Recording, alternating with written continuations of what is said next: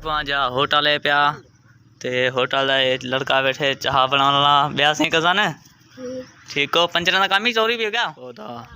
ये जरा हुण पानी च गैंस रहंदे ते ये सुकदा वेंदे बिल्कुल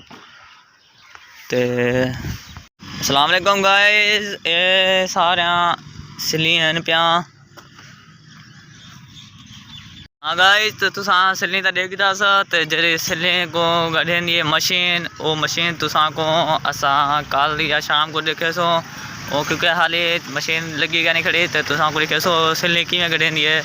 ते असा तो फिर आज जुलदे पैसे जमीन दे ते जमीन का चक्का लवी लेंदे से ते उत्थे दा क्या सीन है वो तुसा जरूर शेयर करेंदे से इस ते असा हुण नलके ते पहुँच गए से तुसा नलका नजर आंदा पिया से पहुँच गए से इतना ते पानी पींदे से पानी पीते लागे ते जेरे किसी ने तुसा जरूर शेयर करेंदे से व्यूअर ये तुसा पीछे देख सकते हो कि गरीब बंदे सारा दी शोदे मजदूरी करें सिली थपें सामने तुसा को लड़का नजर आंदा पिया सी यो अकेला सिर्फ सिली थपेंदा बैठा ही गर्मी दे विच ते मैं पूछया मैं कि भाई जान सिली थपेंदे तू कल्ला बैठो कि कल्ला बैठा मैं तो गाइस हुण जमीन दा मैं काम तक कर गिदम ते काम यो आई कि बस थोड़ा जा बन्ने तू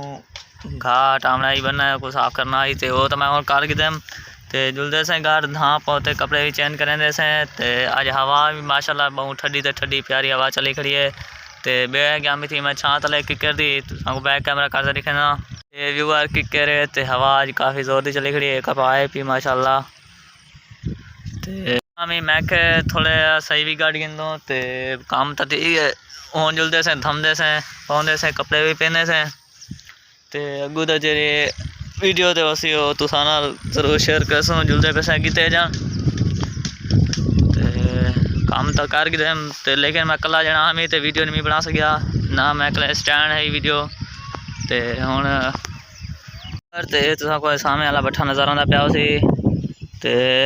बारिशों की वजह तो ये बट्ठा 15-20 जाड़े बंद रह गए ते हुण माशाल्लाह इहदा काम स्टार्ट है ठीक है ते ये सारा एक गरीब जा होटल है पिया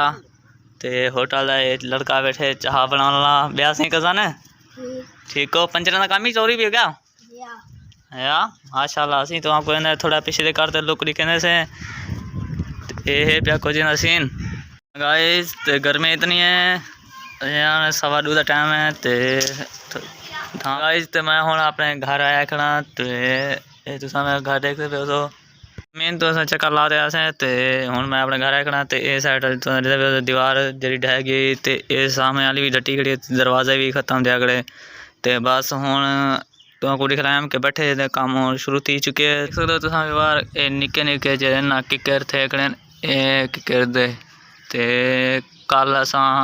एक इंदे साफ करे सो इंक भी करे सो ते इंक भी करे सो ये सारे सिलनी तो दे पे सो खिंडिया पुंडिया पैन ते अज हवा तुसा देख सकते हो फुल चली खड़ी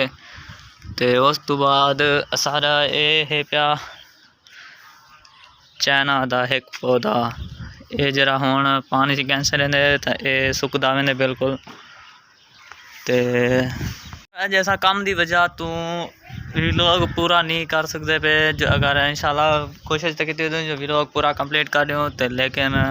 हाली भी कंप्लीट नहीं थी पिया तो मैं हुण अपने घर आ चुका तो ये तुसा ने पे सुना कल हिंदा भी असा काम करे सो तो वो तुसा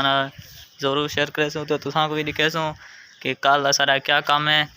तो ये साइड में जेब सामान अभी बड़ा टाइम थी कि हुण 6:15 का तो ठीक रहने से ही वीडियो एंड तो उम्मीद करूँ तो दोस्तों को सारी वीडियो अच्छी लगी सारी वीडियो अच्छी लगी तो सारे चैनल को जरूर से तब तक के लिए